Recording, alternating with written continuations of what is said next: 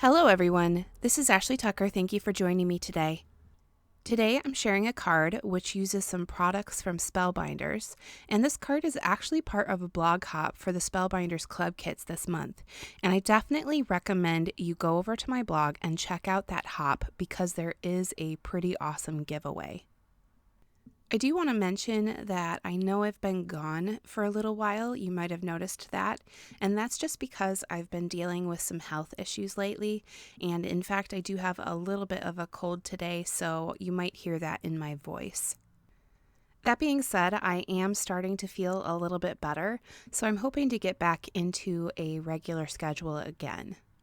Anyway, as you can see, I am taking a bunch of different colors of cardstock here and cutting them into strips, and that's because I am going to be piecing those together to create my own striped pattern paper. I've been using this technique a lot lately. In fact, I'm pretty sure I used it in my last video. I just really like the idea of being able to choose my own colors for my patterned paper. Once I had all of those strips cut out, I took a panel of A2 size cardstock and I added adhesive all over the front, and then I started to lay down those strips. And once I had the entire panel covered, I turned it over and I cut off all of the excess paper. The first die that I used for this card comes from the Large Die of the Month Club kit from Spellbinders, and it cuts out this little basket, which I cut out of some fog gray cardstock. Next, I took a die from the Small Die of the Month Club kit, and I cut out this really cute little bunny from some white cardstock. I wanted to add a piece of white cardstock to the inside of the basket so that I could cover up those holes. And in order to do that, I took the die and I traced the shape of the inside of the basket, and then I just cut that out. And it doesn't have to be perfect because it's not going to show. It just has to be enough to cover up those holes. You'll notice while you're watching this video that I am sporting a lovely band-aid on one of my fingers, and that's because that finger lost a battle with a package of batteries. If you've ever struggled opening one of those packages that has that really hard plastic which is kind of sharp, you'll know what I'm talking about. Anyway, I glued the backing onto the basket, and then I glued the little bunny so that it looks like he's poking out of the basket. You'll see here that I have all of these leaves cut out.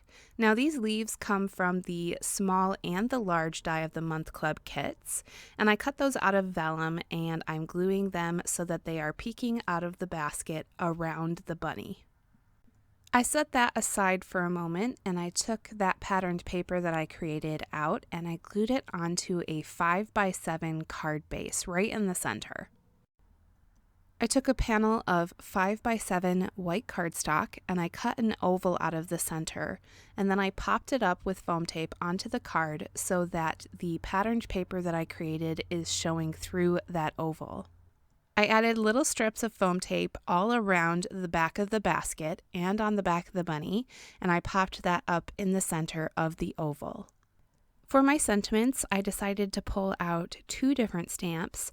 One of them is from the CZ Design Clean Line Faith stamp set, and one of them is from Tonic Studios from the Celebrate Sentiments stamp set.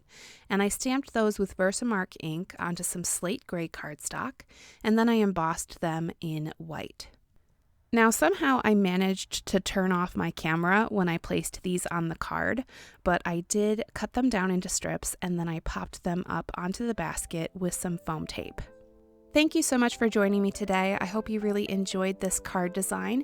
Be sure to head over to my blog so that you can check out the blog hop and see all of the awesome inspiration. All of the supplies that I used to create this card can be found in the description down below, and remember that anytime you click on one of those links, you're helping to support this channel at no extra cost to you. Again, thanks for watching, and I'll see you next time.